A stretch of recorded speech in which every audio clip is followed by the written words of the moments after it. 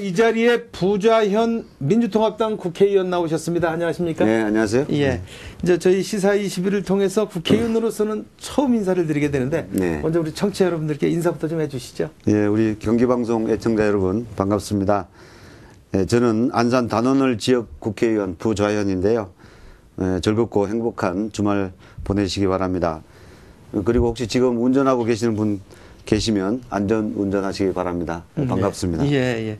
이 민주통합당 경기도당이 이제 이달 4월에 신임 경기도당 위원장을 선출하게 되지 않습니까? 네, 그렇습니다. 우리 부의원께서는 경기도당 위원장 선거 경선이죠? 예. 경선관리위원장, 선거관리위원장을 맡으셨는데 어떻습니까? 이 신임 경기도당 위원장 선출대 일정은 확정이 다 된 겁니까? 예. 일단 기본 일정 확정이 됐는데요. 4월 28일 일요일 오후에 그 광명에 있는 실내체육관에서 선출대회를 개최하고요. 후보 등록은 아마 17, 18일 양일간에 받고 한 열흘 정도 선거 운동 기간을 거쳐서 28일 날 선출하게 됩니다. 네. 어떻게 그 도당위원장 경선 방식이 전과 동일합니까? 좀 달라진 게 있습니까? 네, 좀 달라졌습니다. 예. 이번 비상대책위원회에서는 우선 그 경기도 내 52개 지역위원회가 있는데요. 이곳에서 선출된 전국 대의원대회가 대의원들 한 2,700여 명이 있고요.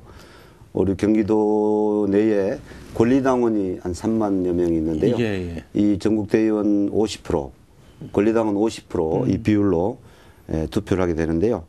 전국 대의원은 28일 당일날 이제 현장에 가서 투표를 하고요. 권리당원들은 아직 날짜는 안 정해졌습니다만 중앙당에서 콜센터에서 개별 당원들에게 콜로 전화를 하면 당원들이 투표를 행사하게 됩니다. 각 1표씩 행사를 해서 그 정해지게 됩니다. 전에는 그 모바일 투표라고 해서 이렇게 문자 투표하고 그러지 않았습니까? 이번에 그건 없어진 거고 이제 논란이 있다 보니까 없어지고. 그럼 이 처음 생겨서 전화 투표를 하신다는 얘기인가요? 콜 투표한다는 건 어떤 내용이죠? 그러니까 콜 전화를 개별 당원들에게 가면 거기서 이제 투표 방식을 이제 후보를 알려주면 자기가 원하는 후보를 선택하게 되는 전화 투표죠. 전화 투표잖아요. 그럼 비밀 투표액은 좀 벗어날 수 있겠네요. 아닙니다. 그 자동응답 시스템을 하는 거죠. 자동응답으로 하니까 비밀 보장될 겁니다. 비밀 보장이 되는 거죠. 그렇습니다. 하도 이 모바일 투표에서 말들이 많고 그러다 보니까 여러 가지 걱정도 좀 앞서고 그렇습니다. 이 경선이 된다면 지금까지 이렇게 도당위원장을 한번 해보겠다 이렇게 지금 출사표를 던지시는 의원이 한 3분 정도로 다 이렇게 합치게 되는 것 같습니다. 아직 공식 등록이 안 됐는데. 공식적인 등록은 아직 안 됐는데 선거전도 아직 안 들어갔는데 지금 이렇게 하마평에 오르시는 의원들 또 이렇게 자기 출사표를 던지시는 의원들이 나오고 있습니다. 어떻습니까? 위원장으로서 공정한 경선 관리를 위해서 어떤 노력들을 좀 하셔야 될 것 같습니다. 우선 이번 선출된 도당위원장은 임기가 2년이고 특히 내년 또 지방선거를 치르게 돼서 중요한 또 막중한 책임을 맡게 되는 자리인데요. 그래서 좀 치열한 경쟁이 있지 않나 이렇게 예상을 해볼 수도 있습니다. 그런데 우리 민주당은 전통적으로 당내 경선에서는 질서를 존중하는 그런 훈련과 경험을 쌓기 때문에 비교적 원만하게 선거가 치러질 걸 예상이 되고요. 다만 경쟁이 또 과열하다 보면 부정선거나 또 네거티브 선거 이런 게 발생할 수도 있기 때문에 선거관리위원장으로서는 이런 점을 잘 염두에 두고 정해진 선거운동 방법을 잘 지켜서 아름답고 공정한 경선이 이루어지도록 각별하게 관리를 하도록 하겠습니다. 그래도 민주통합당 경기도의 경선이 있을 적보다도 잘 마무리가 되고 아름다운 경선이 치러졌던 것 같습니다. 전통을 계속 살려나가는 그런 민주통합당 경기도당이 아닌가 이런 생각인데, 우리 개인적으로 우리 부좌현 위원장께서 이제 경기도당 경선 책임을 맡고 계신데, 새로 선출될 경기도당 위원장, 내년에 이제 선거도 있고 그러니까 좀 자리도 막중합니다. 책임감도 크고. 어떤 도당 위원장이 됐으면 좋겠다 하는 지도자상이 있으십니까? 우선 신임 도당 위원장께서는 아시다시피 작년 우리 당이 대선에서 패배를 했는데요. 이로 인해서 우리 당원들이 많은 상처를 받았습니다. 우선 이런 이제 당원들의 상처를 좀 아우르고 어루만져서 당 의원들의 마음을 이렇게 모으는 그런 일들을 좀 우선적으로 해주시면 좋겠습니다. 그래서 그 모아진 당원들의 힘으로 당을 혁신하고 민주당이 우리 경기도 중심을 잡아서 도민과 국민에게 봉사를 하고 또 강력한 야당으로 다시 거듭나서 국정을 또 잘 견제할 수 있는 그런 중추 역할을 하는데 잘 지도력을 발휘해 주시기를 기대해 봅니다. 네. 또한 우리 경기도가 또 아시다시피 뭐 지역적으로나 환경적으로 이 동서남북이 각 특성을 달리하고 있지 않습니까? 그렇죠. 그리고 각 지역에 또 여러 가지 각가지 규제들이 있는데 뭐 접경 지역, 또 상수원 관리 지역, 또 수도권 총량제 규제 뭐 등등 이런 각가지 규제를 받고 있는 우리 경기도 특성을 잘 좀 살펴서 우리 도민들이 또 각 지역에서 겪는 어려움을 우리 도당위원장께서 앞장서 잘 해결해 줘서 우리 경기도민들이 하루빨리 우리 민주당을 사랑할 수 있도록 만들어 주시기를 좀 부탁드리고 싶습니다. 예.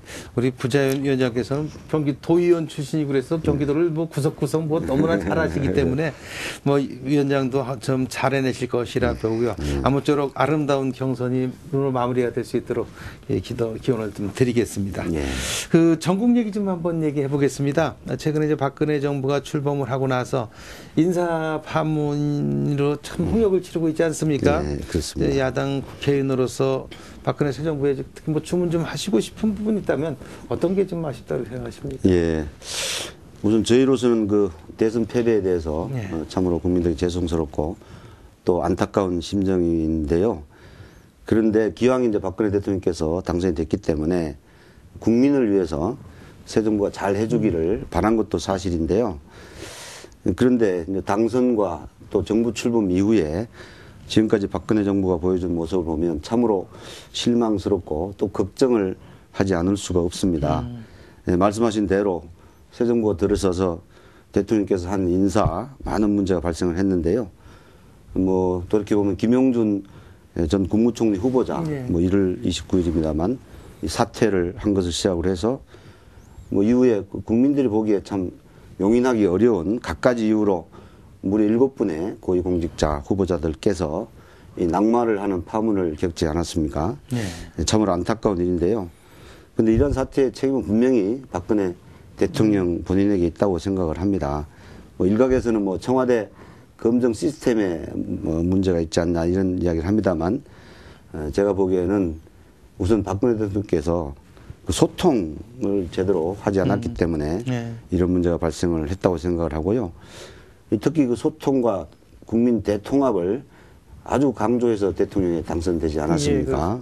이런 분이 결국 혼자서 결정하는 방식으로 뭐 이런 중요한 인사 문제나 국정 문제를 이제 다루고 운영을 한다면 참으로 걱정되는 일이고요.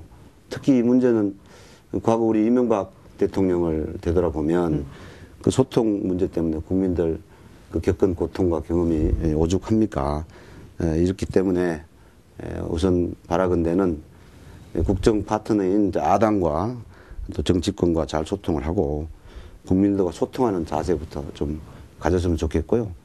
뭐 누가 뭐래도 소통이야말로 정치나 또 국정 운영의 가장 기본되는 그런 원리가 아니겠습니까? 네, 그렇습니다. 앞으로도 지금 저 대통령이 해야 할 인사가 많이 남아 있지 않습니까? 네네. 이런 것들이 좀 빨리 한속히 빨리 야당과 또 정치권과 또 이제 또 국민들과 소통이 이루어져서 좀 원활한 인사가 이루어졌으면 하는 게 국민들의 바람 아닐까? 야당에서까지 바랄 정도가 할 정도니까 예. 좀 잘 했으면 하는 그런 바람이 있습니다.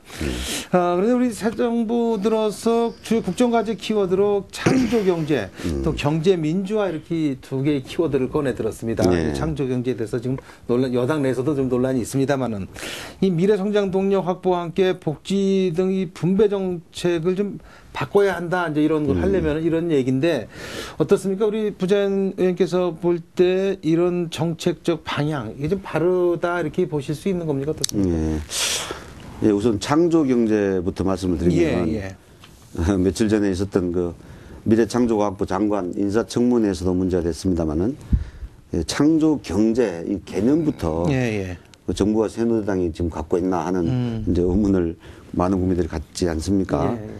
이러니 이제 새누리당 의원들조차도 또 장관 후보자조차도 창조 경제가 무슨 뜻이냐고 이제 청문 우리 위원들께 질문을 하면 제대로 답변을 못하는 이제 어쩌면 웃지 못할 그런 상황도 연출되고 했는데요.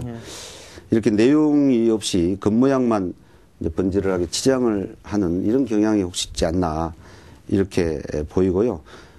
이렇게 뭔가 보여주려는 식의 것보다는 좀 내실을 다지는 노력을 해야 되지 않을까 싶습니다. 뭐 이 미래 먹거리를 찾는 노력 자체가 뭐 창조성을 전제하지 않고서는 뭐 거기서 먹거리가 미래가 제대로 좀 찾아질 수 있을지 이제 우선 의문이고요. 그리고 미래 먹거리를 찾는 일도 중요하지만 우리 재화와 부가 얼마나 또 정의롭게 분배되느냐 그렇죠. 하는 문제도 중요하다고 생각을 합니다. 특히 이제 서민 경제가 장기간 위축되어 있는 동안에 사실 재벌들은 또 눈부시게 성장을 했지 않습니까? 최근 통계를 보니까 또 공정위 최근 자료를 보면 뭐 삼성, 현대, SK, LG 이런 4대 재벌 기업들이 지난 5년 동안에 자산 총액과 매출액이 평균 70%나 상승을 했습니다. 또 이들 4대 재벌 기업들이 당기 순이익이 30대 그룹의 당기 순이익의 60%를 차지하고 있는 이런 실정이거든요. 예, 그래서 근데 이제 문제는 이들 재벌 기업들이 비정규직이나 저임금 근로자들을 양산하고 또 하청업체들에게 정당한 보상을 하지 않고 있는 이런 현실이 문제 아니겠습니까? 그리고 또 서민들이 주로 하고 있는 전통적인 사업 영역에까지 진출해서 시장을 잠식하고 이제 이런 것도 문제입니다. 그래서 이렇게 힘 있는 집단들이 서민들을 짓밟고 또 이래서는 이런 약탈적인 경제 질서를 바로 잡아야 하는데 이래서 경제 민주화 문제가 생긴 거 아니겠습니까? 그래서 앞으로는 이 대기업과 중소기업의 원하청 관계를 이른바 동반자적 관계로 좀 바로 잡고 대기업에서부터 고용 정의를 실현하고 임금 근로자들의 소득을 좀 향상시키는 방향으로 노력이 이루어져야 될 것 같고요. 이런 노력을 통해서 서민 경제가 살아나고 민생이 안정될 수 있도록 해야 되겠습니다. 그래서 이번 정부는 경제 민주화만큼은 꼭 이루어 주실 것을 당부드리고 싶습니다. 네, 우리 부자연 의원님의 어떤 바람이 잘 이루어질 수 있길 좀 바라겠습니다. 이게 좀 새 정부 들어서 지금 정권 교체이다 보니까 이런데 야당도 지난 연말에 대선 패배 이후에 지금 아직 제대로 갈피를 좀 못 잡고 일방하는 느낌이 있다 이런 얘기들을 합니다. 이제 5월 4일 전당대회를 이제 앞두고 있는데 지도부가 선출되면 좀 나아질 거라는 기대를 갖고 있습니다. 이제 내년 지방선거를 앞두고 새롭게 이제 전열을 가다듬는 건데 어떻습니까? 민주통합당의 쇄신 방향에 대한 의원님의 생각은 어떤 생각을 갖고 계십니까? 한 세 가지 점에서 말씀드려보고 싶은데요. 우선 첫 번째는 우리 민주당의 당원들의 우선 권리와 이 자긍심을 높여주는 일이 좀 필요할 것 같아요. 사실 아무 대가 없이 당비되면서 민주당을 지켜온 당원의 권리가 그동안 제대로 보장을 받지 못했거든요. 그래서 당의 주요 의사 결정을 당원들이 직접 투표로 결정하게 하고 또 당내 모든 선거에서 당원들의 선출권을 보장하거나 강화하는 그런 방향으로 혁신이 돼야 될 것 같습니다. 또 아울러서 당원들의 기초 활동 공간인 이른바 지역위원회 활동을 좀 보다 강화할 수 있는 그런 방안도 나와야 할 것 같고요.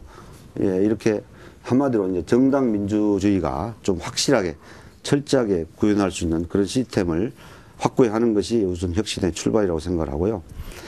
두 번째로는 이제 이런 당내 민주주의를 토대로 이른바 당내 계파를 포함한 이 패권적 질서를 이번에 반드시 좀 해소해야 될 것 같습니다.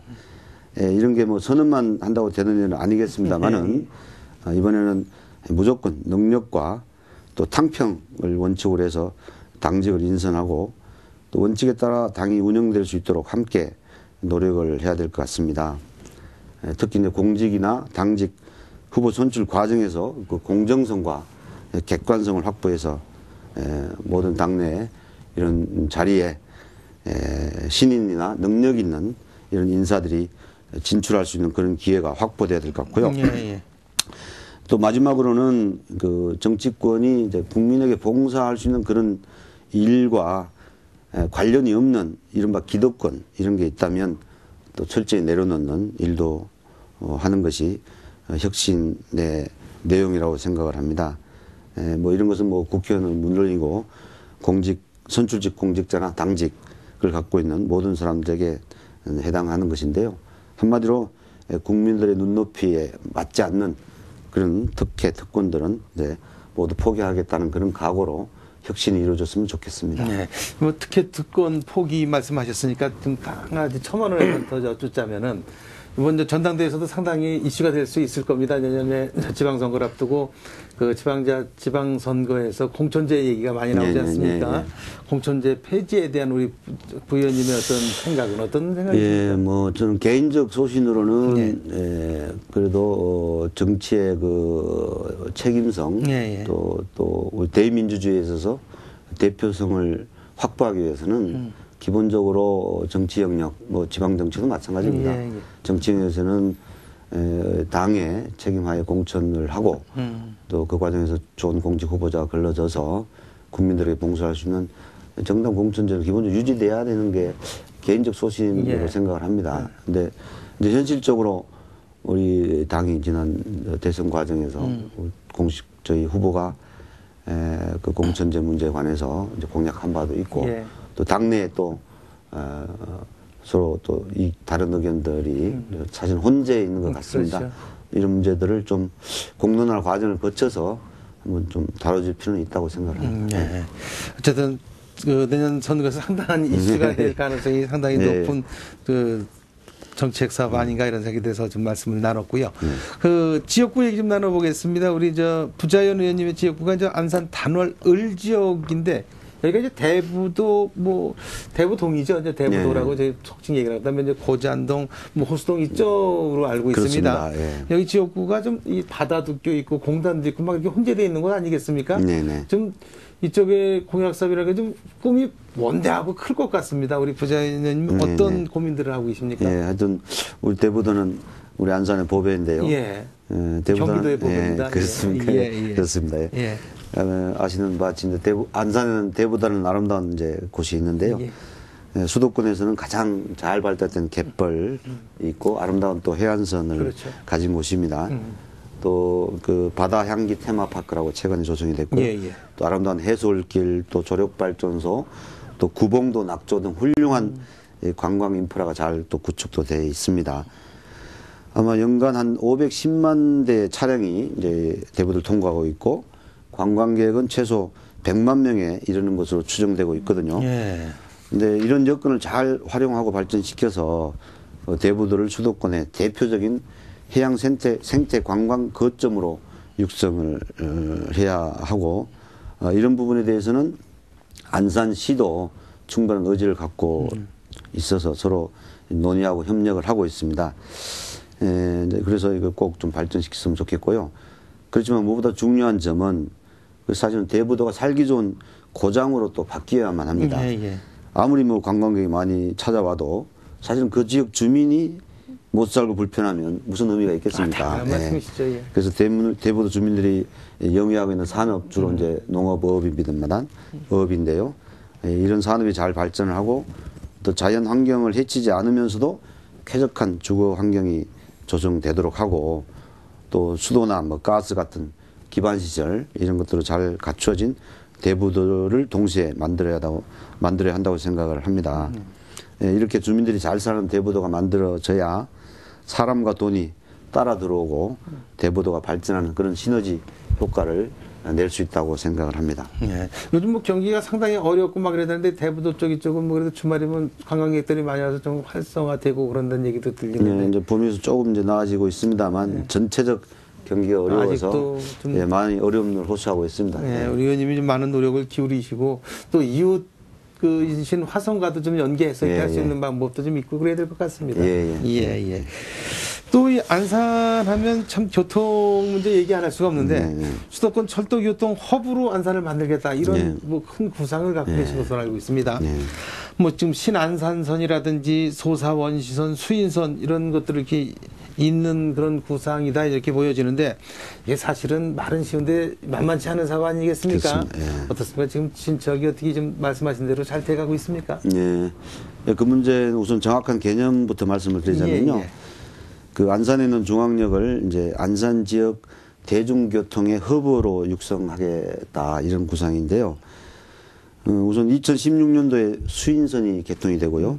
2018년도에 신안산선이 개통이 되면 중앙역은 기존에 이제 4호선 전철 4호선과 그렇죠. 수인선 그리고 신안산선이 교통이 이제 관문이 되는 겁니다. 예. 또 이제 그 옆에 소사하고 원시선은 초지역을 통해서 또 4호선하고 연결이 되고요. 예. 예, 그런데 현재 이제 이런 미래의 전망을 비춰보면 현재 인프라는 참으로 좀 보잘것없는 수준입니다. 우선 중앙역사는 이제 넓고 오래돼가지고 좁고 또 안산의 관문역으로 지금 보기에는 너무 불편하고 볼품이 없는 뭐 어떻게 보면 흉물로 전락하고 있는 이런 실정입니다. 그리고 전철이 버스나 택시 같은 대중교통하고도 원활한 연계망을 못 갖추고 있고요. 그래서 중앙역에 대중교통 환승 시스템을 잘 갖추어서 중앙역사를 쾌적한 복합 역사로 리모델링을 해야 된다. 이렇게 이제 생각을 하고 있습니다. 그런데 이 같은 구상은 이제 돈도 많이 들고 또 도시의 중장기 비전하고도 함께 연계해서 고민돼야 되는 거거든요. 그렇죠. 예. 그래서 저로서 이제 금년 상반기 중에 중앙역을 좀 새롭게 바꾸는 문제를 시민들과 함께 고민하고 또 공론을 또 만드는 그런 토론을 한번 열어야 되지 않을까 이런 생각을 하고 있습니다. 그리고 또 하나는 여의도하고 안산 간을 연결하는 신안산선 노선에 안산 쪽 종점이 중앙역이거든요. 예. 그런데 이건 좀 잘못된 그 계획입니다. 제가 지역구에 있는 호수동에는 법원과 중심 상업 지역이 있는데요. 여기에 3만여 주민이 거주하고 있습니다. 또 호수동을 지나면 한양대학교하고 또 우리 산업의 그 중추 역할을 하고 있는 경기 테크노파크하고 안산 사이언스밸리가 위치하고 있습니다. 그래서 저는 이 신안산선 노선 이것이 안산의 교통복지를 향상시키고 지역 발전을 위한 인프라를 구축해야 된다는 측면에서 이 노선이 반드시 우리 중앙역에서 호수동을 지나서 경기 테크노파크까지 반드시 연장되어야 한다고 이렇게 생각을 하고요. 이 같은 문제의식을 갖고 신안산선 노선 연장을 위해서도 이제 적극 노력하고 있다 이런 말씀을 드리겠습니다. 도심을 통과하는 거라 이제 사업비가 꽤 많이 나오긴 하겠습니다. 이제 안산 남쪽까지 좀 연결을 해라. 가운데까지만 오지 말고. 그렇습니다. 이런 얘기죠. 그렇습니다. 그래서 그 철도가 생기면 도시 발전이 이루어지니까 한번 깊이 생각을 해봐야 될 것 같습니다. 이제 안산하면 이제 대표적인 우리나라의 산업도시다 이제 이런 얘기들을 많이 합니다. 특히나 이제 우리 앞서도 말씀이 있었습니다만 우리 부장 의원님 지역구에는 뭐 공단도 많고 또 시화공단, 뭐 반월공단에서 원래 안산에 공단이 많지 않습니까? 그러다 보니까 요즘 같이 경기가 어려운 때 이제 중소기업 하시는 분들 또 소상공인들 참 어려움을 겪고 계시는데 어떻습니까? 이분들을 위해서도 우리 의원님 또 새로운 노력을 좀 하셔야 되는 거 아니겠습니까? 예.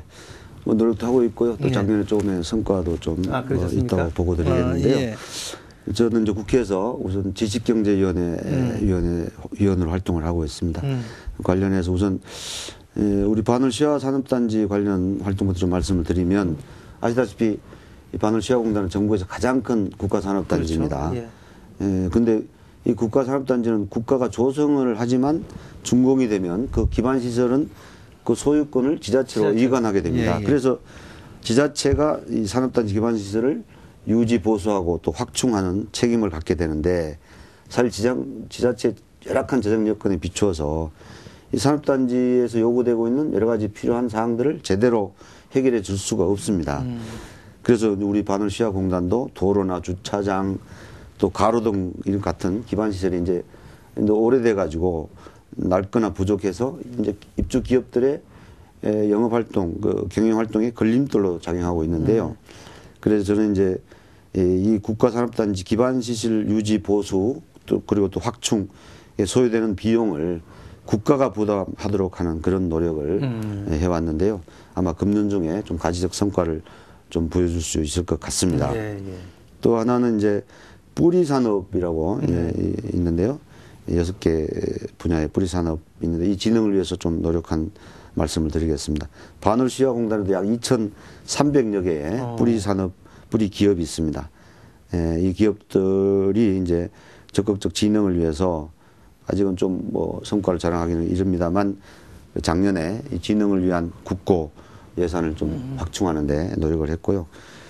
그리고 작년에 우리 지식경제위원회에서는 무엇보다도 경제민주화와 중소상공인의 보호를 위한 활동이 상임위원회 모든 위원들의 활동에 초점이었다고 해도 과언이 아닙니다. 저 역시도 이제 이 활동과 관련해서 중소기업 적합업종을 확대하고 또 이 적합업종 제도의 실효성을 높여야 한다라고 강력하게 주장을 해왔고요. 네. 이렇게 해서 이와 관련한 입장도 새 정부 들어와서 전향적으로 바뀌고 있는 것으로 알고 있습니다.